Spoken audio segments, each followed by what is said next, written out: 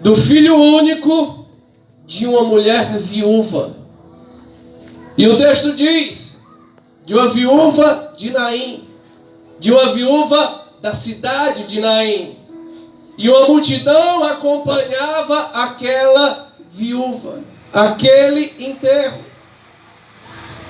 E aí, queridos, como foi ministrado aqui, quando Jesus chega, Kemuel, onde tem trevas, vem luz. Aleluia. Onde tem enfermidade, a cura chega, a cura brota. Onde há morte, a vida ressurge. Aleluia. Onde há tristeza, a alegria aparece. E aí, queridos, nós encontramos duas multidões.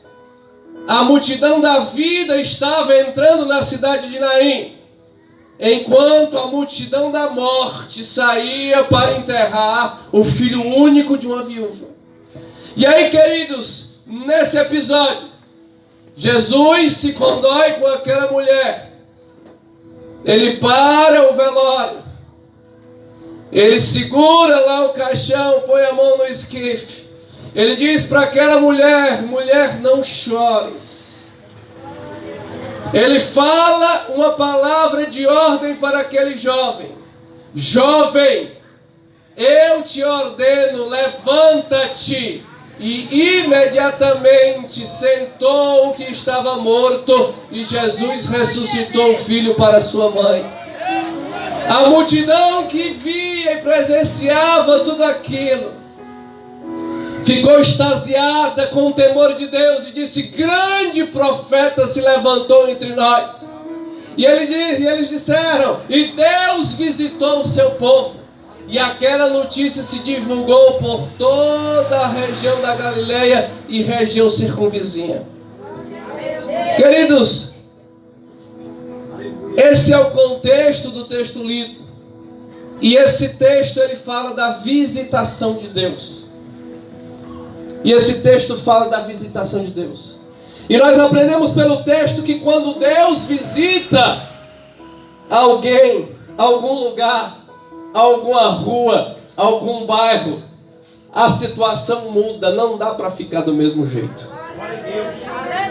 É impossível, quando Deus visita alguém ou algum lugar, ele ficar do mesmo jeito. E aí, queridos, quando Deus visita o seu povo, quando Deus visita alguém, nós aprendemos pelo menos 4 coisas estão conjugadas. Em primeiro lugar, queridos, quando Deus visita alguém, o primeiro elemento perceptível é o sofrimento humano. Tem sofrimento. O Senhor visitou a cidade de Naim, e naquela visita, uma viúva foi alcançada, um jovem foi alcançado. E o texto não fala, mas aquela região foi alcançada. Louvado seja o nome do Senhor. A perda era forte. Ela havia perdido o marido, ela era viúva. Ela havia perdido o único filho dela. A solidão batia no seu coração. O desespero chegava junto. A angústia, a dor e o sofrimento eram reais e palpáveis. Naquele tempo ainda havia também a insegurança do sustento. Naquele tempo não havia INSS, não havia aposentadoria, não havia pensão. Aleluia. Os filhos eram a pensão dos pais. Os filhos eram o sustento dos pais na velhice, quando não há mais forças para trabalhar, quando a enfermidade chega forte, quando as limitações, aleluia, são gigantescas. Aquela mulher se encontrava em uma situação periclitante, em uma situação angustiante, em uma situação de sofrimento tremendo. Glória a Deus. Aleluia. Seu coração estava sangrando.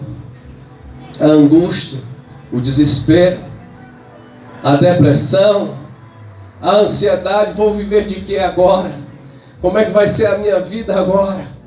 aleluia, tudo junto. Uma tempestade de sentimentos dolorosos e sofridos. E a Bíblia nos diz, queridos, que a humanidade enfrenta sempre essa situação.